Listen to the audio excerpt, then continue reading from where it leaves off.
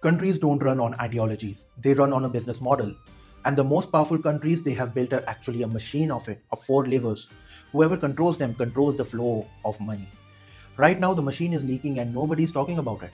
And here, why this matters to you personally. Your salary, your savings, your EMI, the price of your next phone, the job you're applying for, all of it flows through the pipes shaped by these four levers. When the machine runs smooth, you don't notice. When it leaks, prices start to spike, jobs disappear, currencies swing wildly, and you are left staring at your bank app, wondering what just happened. And by the end of this, you will understand the actual machine which is running the world. And once you see it, you will change the perspective of how the world actually works. One rule that decodes every headline is that there is a lever which is there, which will in turn control the flow, and that will return have a consequence of it. So if you're talking about trade wars, you are talking about chip bans. These are all the levers. You talk about the gold exploding past dollar 3000. Someone is pulling a lever, and they are pulling it very hard. Most people watch these news and see the chaos, but what is going on underneath this machine? Let me show you about this.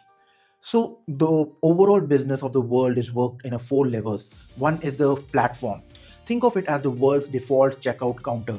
Every major transaction between the nations, oil, weapon, grain, technologies, need a settlement system and the currency everyone trusts. So that means the rails everyone uses. Whoever controls the platform doesn't need to change it or make anything. They just need to take a cut of everything. About 40% of the global trade invoices through a single currency.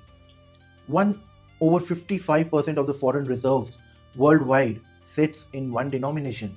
And that's not preference, that's plumbing. But here's the part nobody talks about. When panic hits anywhere, whether it is a war, a crash, a contagion, money doesn't run home. It runs to the deepest, most liquid pool it can find. And whoever controls that pool owns the exit door of that crisis. Your mutual fund, your bank reserves, your pension, all downstreams from whoever controls the checkout, the platform decide who clears it. And if you don't clear, you don't exist. But just controlling a platform doesn't mean that you have complete control, because the second lever is where the things get changed. The second lever is of the supplier, and this one is a very subtle one and a very brutal one. Most people think the supplier means factory. Wrong. Supplier means a choke point. You don't need to make the product, you need to control who gets the input to make the product. Owns the gate, not the goods. Critical mineral, rare earths, semiconductor equipment, pharmaceutical ingredients, energy pipelines. One export ban, one signature, one decision in a capital city somewhere, and within quarters, not years, factories on the other side of the world start bleeding. We have seen it happen. Telecom giants crippled by the chip restriction. Entire industry held hostage over the lithium excess. Fertilizer shortages triggering the food crisis three continents away. That's the supplier power. Invisible until it chokes you. The country that controls the choke point doesn't need the biggest factory, they need the tightest grip. But the supply means nothing if you cannot protect them. And that is the third lever, the protector. Military bases, naval presence, defense alliances, security guarantees. What here people miss is that protection is not about a firepower, it's about the overall architecture. Security alliances work like a subscription services. Pay your dues, hosting agreements, defense purchases, or diplomatic alignment, and you stay under the umbrella. Stop paying that, build your own weather system, and good luck. And here's the lock in: once you are inside that security architecture, your entire economy reshapes around it. Trade routes, defense contracts, intelligence sharing, supply chain. Leaving doesn't just cost money, it costs decades of rebuilding. Nations talk about strategic autonomy every summit. Very few have actually built it, because the moment you are under someone's umbrella, your options narrow. The umbrella protects you, but it also defines your choices. Protection without customers, though, will be just an expensive furniture you have, and that is where the fourth and the most important lever as well, the market. Market act as a magnetic pull, large consumer population, deep capital markets, top university feeding talent into a high value industries. Capital doesn't flow towards safety, it flows towards the exits. Talent doesn't flow towards the stability, It flows towards the opportunity. Whoever has the biggest market doesn't need to chase investment. Investment chases them. Every startup dreams of accessing the largest consumer base. Every engineer dreams of highest paying job market. Every fund manager dreams of the deepest liquidity pool. The market doesn't buy power, it magnetizes it. So here's the thing, which is very dangerous. These levers just don't add together, they multiply. Platform, everybody needs your currency. Supplier, everybody needs your permission. Protector, everybody needs the security. And the market, everybody needs your consumers.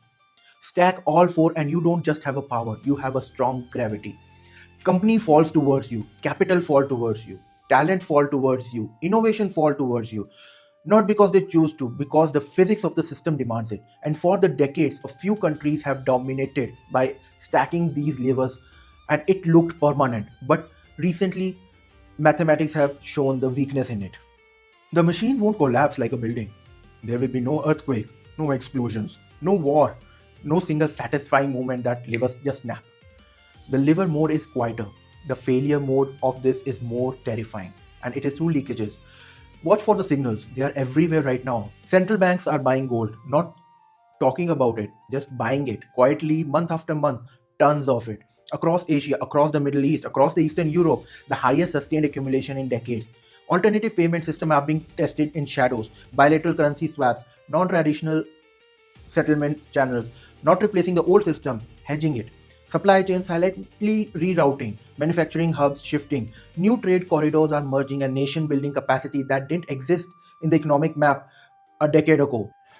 So this is geo business, where we will understand about the geopolitics in a most effective way. All my episode from now on will be based on discussing about how each and every countries are pulling the one of these levers, which they are good at, and what is going behind the scenes of the market, so that the news of war or sudden tariffs doesn't seem like a chaos, but you can actually understand from behind what is actually happening in the market and which levers are being pulled.